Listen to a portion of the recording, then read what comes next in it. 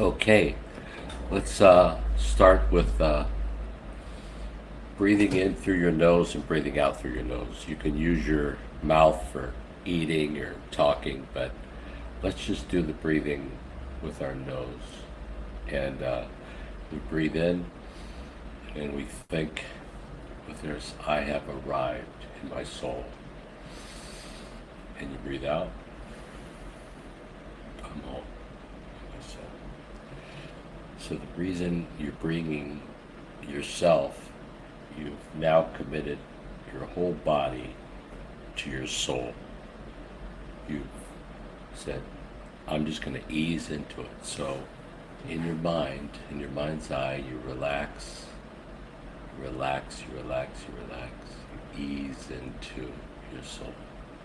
You ease into love. You ease into bliss. You ease into harmony. You ease into compassion. You just, you're there. I'm home. I'm home. I'm home in my soul. And now you're truly protected because your soul is the thing that is a gift of God. It is that soul of you is just like your higher self in this sense. They're both 100% source. So if you got your soul to help you,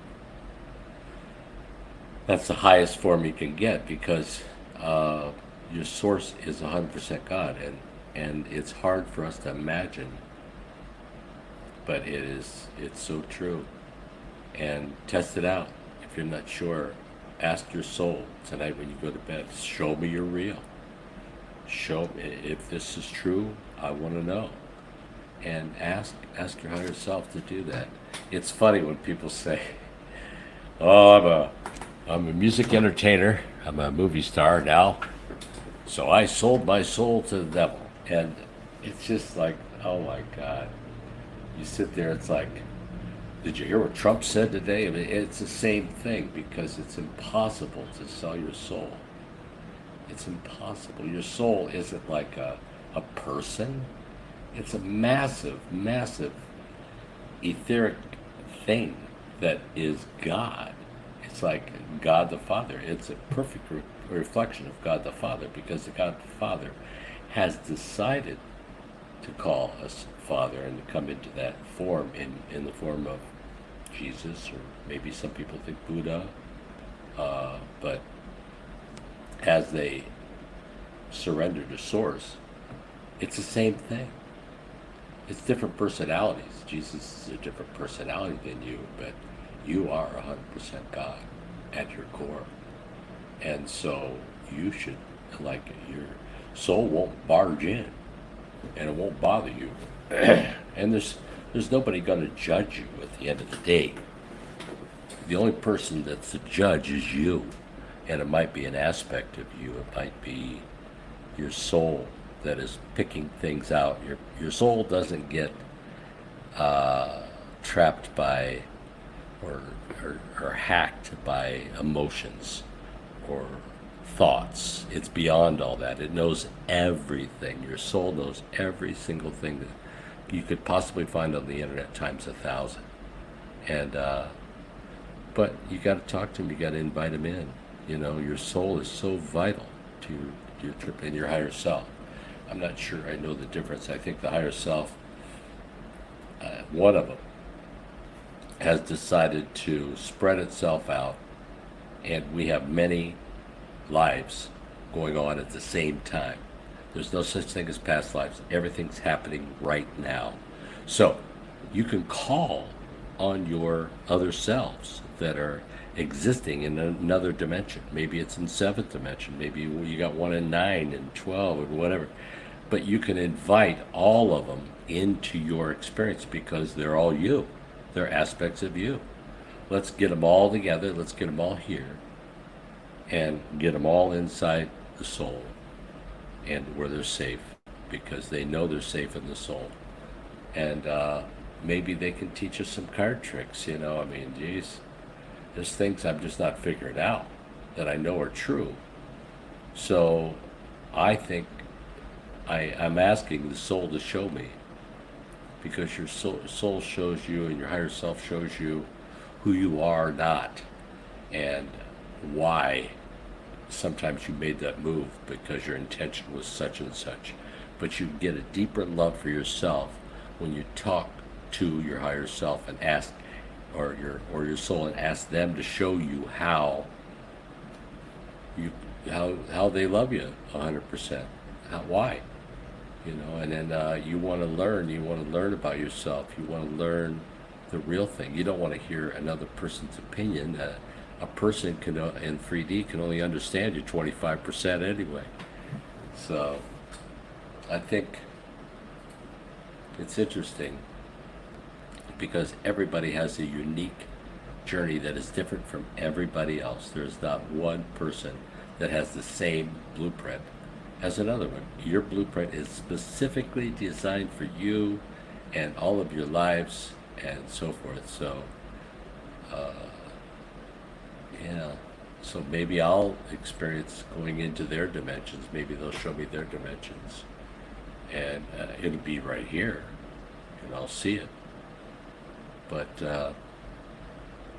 it's a matter of perspective, and you've obviously learned some things to graduate to different dimensions. So you have to really ask, how did I get there?